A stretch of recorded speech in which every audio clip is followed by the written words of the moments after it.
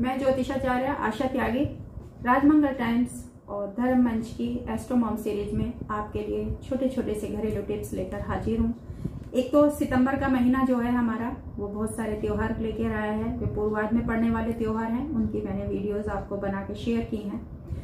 20 सितंबर से हमारे श्राद्ध शुरू हो रहे हैं। पूर्णिमा का जो श्राद्ध होगा वो हमारा 20 सितंबर को होगा।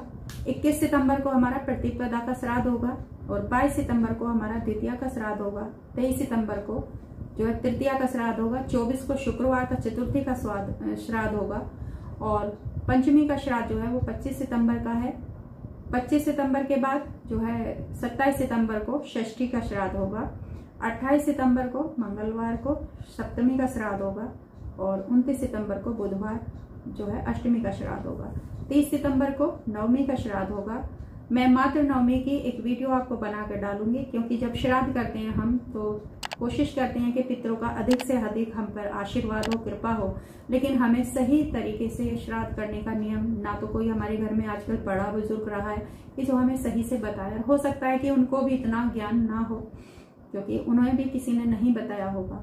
जो भी सुहागिन स्त्रियां होती हैं उनका श्राद्ध हमको कोई तिथि हमें अगर पता है तब भी, और अगर नहीं पता है तब भी हमें नवमी के दिन ही करना चाहिए। इसीलिए इस श्राद्ध को, नवमी वाले श्राद्ध को हम मात्र नवमी कहते हैं। जो भी सुहागन स्त्रियां हैं उनकी अगर मृत्यु हुई है, हमारे उसमें दादी नानी जो भी हैं, उनका श्राद्ध मात्र नवमी को किया जाता है। उसके लिए मैं आपको अलग से डालूंगी, लेकिन ये मेरे पास क्योंकि एक लिस्ट थी तो मैंने सोचा कि इसको मैं आपको बता दूं। उसके बाद जो है 1 अक्टूबर को दशमी का श्राद्ध है, 2 अक्टूबर को एकादशी और 3 अक्टूबर को द्वादशी। जो सन्यासी वगैरह होते हैं उनका श्राद्ध किया जाता है इस दिन। 4 अक्टूबर को त्रयोदशी श्राद्ध है और 5 अक्टूबर को चतुर्दशी जो वो होती है और 6 अक्टूबर को अमावस का श्राद्ध होगा। ये थी पितृपक्ष में श्राद्ध की तिथियां। इसको आप नोट कर लें या फिर अपने हिसाब से देखते रहिएगा और आप अपने हिसाब से जो भी आपके पास नोटेड हैं आपके पूर्वज, उनको प्राप्त करने के लिए श्राद्ध कीजिएगा। इसके साथ ही क्योंकि छोटी सी वीडियो है तो 2-3 उपाय मैं आपको घरेलू बता देती हूँ। अगर आपके घर में आपके ससुर जी आपसे बहुत नाराज रहते हैं, अक्सर होता है कि आजकल फैमिली में जो है रिलेशन सभी के खराब रह रहे हैं। अगर ससुर नाराज रहते हैं तो आप डेली जो है जल में गुड़ डाल के तांबे के लोटे से सूर्य देव को अर्घ्य दें, तो आपकी ये समस्या बिल्कुल दूर हो जाएगी और पिता स्वरूप में आपको ससुर जी का प्यार मिलने लगेगा, आशीर्वाद मिलने लगेगा। एक चीज का हमेशा ध्यान रखिएगा, हम लोग ये सोच लेते हैं कि क्या फर्क पड़ेगा। फर्क पड़ता है, सूर्य हो, ससुर हो या पिता हो, अगर ये हमारे तीनों चीज ही खुश नहीं है तो आप समझिए हमारा मान और सम्मान जो है उसमें कमी आने के पूरे योग बन चुके हैं। कुंडली में हम सूर्य को देख के बता सकते हैं, डिफेम का योग है। घर में हम पिता से या ससुर से हमारे कैसे संबंध है उसे देख के बता सकते हैं कि हमारी जिंदगी में अपमान का कोई ना कोई कारण बनेगा। तो इसलिए इस चीज को इतना हल्के में ना लें कि ठीक है मेरी क्या गरज पड़ी है, मैं बात नहीं करती या मैं बात नहीं करता। खासकर ये महिलाओं के लिए है उपाय। तो हमें, क्योंकि महिलाओं को हमेशा इन लॉज के साथ रहना होता है, तो कोशिश ऐसी की जाए कि हमारे उपाय ऐसे हों या हमारा बिहेवियर ऐसा हो कि घर में हम जिन लोगों के बीच रह रहे हैं वहां हम सम्मान से रहें, प्यार से रहें, खुशहाली तभी उस घर में आ सकती है। दूसरा उपाय कि यदि किसी महिला का अपनी सास से झगड़ा रहता है तो वो सिर्फ पूर्णिमा की रात में खीर बना के चंद्रमा की किरणों में रखे। हालांकि शरद पूर्णिमा को तो सभी बोलते हैं, लेकिन हर पूर्णिमा की रात अगर आप खीर बनाएं, व्रत रख सकते हैं तो वो और भी अच्छा है, लेकिन अगर व्रत नहीं रख सकते हैं तो पूर्णिमा की रात को खीर बनाइएगा। उसे चंद्रमा की किरणों में थोड़ी देर किसी जालीदार ढक्कन से ढक के रखें और फिर वो खीर अपनी सास को खिलाएं, खुद खाएं, परिवार के सभी जनों को खिलाएं। तो परिवार में सास से संबंध मधुर बनेंगे और जो भी परिवारिक जन है उसमें आपके लिए एक आत्मीयता बढ़ेगी। एक और इसी के साथ छोटा सा उपाय है कि अगर सासू माँ खुश नहीं रहती हैं, कितना भी आप लाख प्रयत्न कर लें, एक तो मन में एक कलुषिता जो होती है वो छोड़ दें। सबसे बड़ी बात है कि अगर सासू माँ एक्सेप्ट नहीं कर रही हैं तो ठीक है, कोई बात नहीं, आप अपनी तरफ से एक फर्ज निभाइएगा कि आप एक अच्छी बेटी, अच्छी बहू हैं, क्योंकि आप उस घर में आई हैं, आप उन बेटे के साथ बन के आई हैं।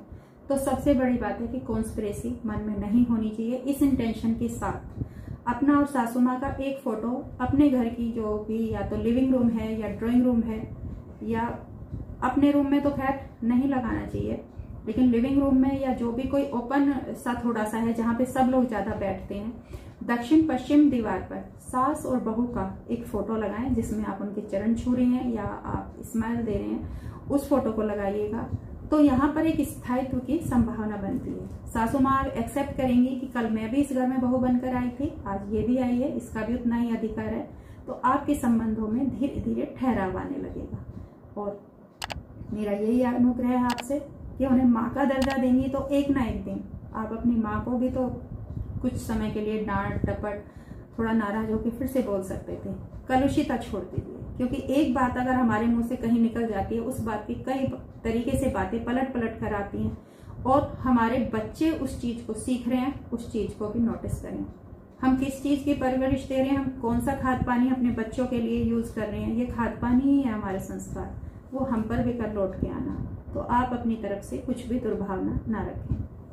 तीसरा कि घर की किसी भी दिशा में फिटकरी का टुकड़ा रखें, जहाँ पे ज्यादातर सब लोग बैठते हैं वहां ज्यादा अच्छा रहता है। नकारात्मक ऊर्जाएं कम काम करती हैं ऐसी जगह पे जहाँ पे फिटकरी होता है। और अलग अलग सब अपने कमरों में, ज्यादा आजकल बच्चे जो है पढ़ाई कर रहे हैं, बड़े क्लासेस में आ गए, अपने अपने कमरों में रहते हैं, तो कोशिश कीजिएगा कि उनके स्टडी रूम में, बेडरूम में एक एक बाउल में जो है छोटा छोटा सा एक फिटकरी का टुकड़ा अवश्य रखें। इसको रखने से जो है वास्तु दोष जो है उनसे मुक्ति मिलती है, बहुत अच्छा होता है। कोशिश कीजिए कि उसको हम अगर दिशा में रख रहे हैं बच्चों की स्टडी के लिए, तो हम जो है उत्तर दिशा में रखें। उत्तर दिशा में रखने से उनका बच्चों का बुध अच्छा हो जाता है। एक उपाय और बुध का कि बुधवार के दिन मिट्टी के बने हुए एक शेर को उसके गले में लाल चुन्नी बांध के लाल टीका लगाकर माँ दुर्गा के मंदिर में रखने से परिवार की सभी समस्याएं वहां हमें माँ को बता के आनी चाहिए, दूर हो जाती हैं। और उनसे शांति बनाए रखने की अपील करें माँ से कि मेरे घर में सुख सौभाग्य बना रहे, सुख शांति बनी रहे, क्लेश जो है वो खत्म हो और बच्चों को प्रोग्रेस मिले। ऐसा करने से परिवार में शांति आएगी और खुशहाली आएगी। तो ये छोटे छोटे से टिप्स आपके लिए थे। नमस्कार, दूसरी वीडियो में फिर हाजिर होंगे।